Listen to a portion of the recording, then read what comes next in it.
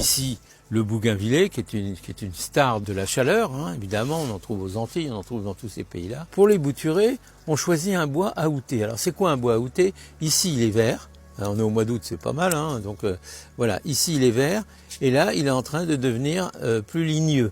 Ça veut dire qu'on est pile poil dans ce qu'on appelle le bois aouté, c'est-à-dire c'est ça. Je vous le montre quand même de plus près. Voilà, il est là. Vous voyez, vous êtes vert et là vous commencez à être un peu plus couleur brune.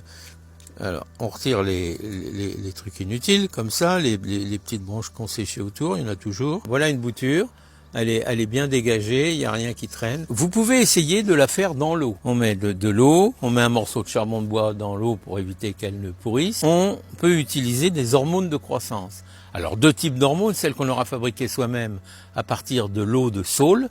Je vous avais déjà expliqué comment on faisait, macérer des branches de saule pendant une quinzaine de jours. Et après, on se retrouve avec une substance qui permet... Alors, pourquoi ça permet ça? Parce que justement, ça contient de l'acide acétylique, c'est-à-dire de l'aspirine. Parce que l'aspirine, au départ, on l'a extrait de l'écorce de saule. C'est justement ça. On en fait une poudre. Hein.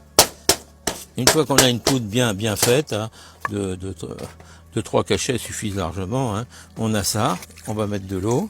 Ça va nous faire notre hormone de croissance. Donc on va faire tremper un peu nos boutures dedans et après on les repiquera directement en pot. On peut en prendre d'autres, il n'y a pas de souci. Voilà, là, ça redescend. Alors l'avantage c'est qu'on peut faire aussi des boutures ce qu'on appelle de tiges. On n'est pas cantonné aux têtes. Hein.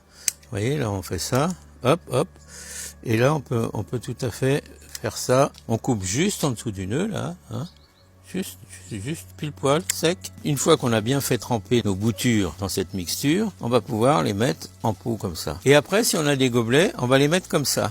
Donc ça veut dire qu'on va faire des boutures à l'étouffer. Vous voyez, il faudra juste vérifier de temps en temps qu'il n'y a pas de moisissures qui se mettent à l'intérieur. Auquel cas, il faudra un petit peu aérer. Mais c'est la seule précaution qu'on aura à faire.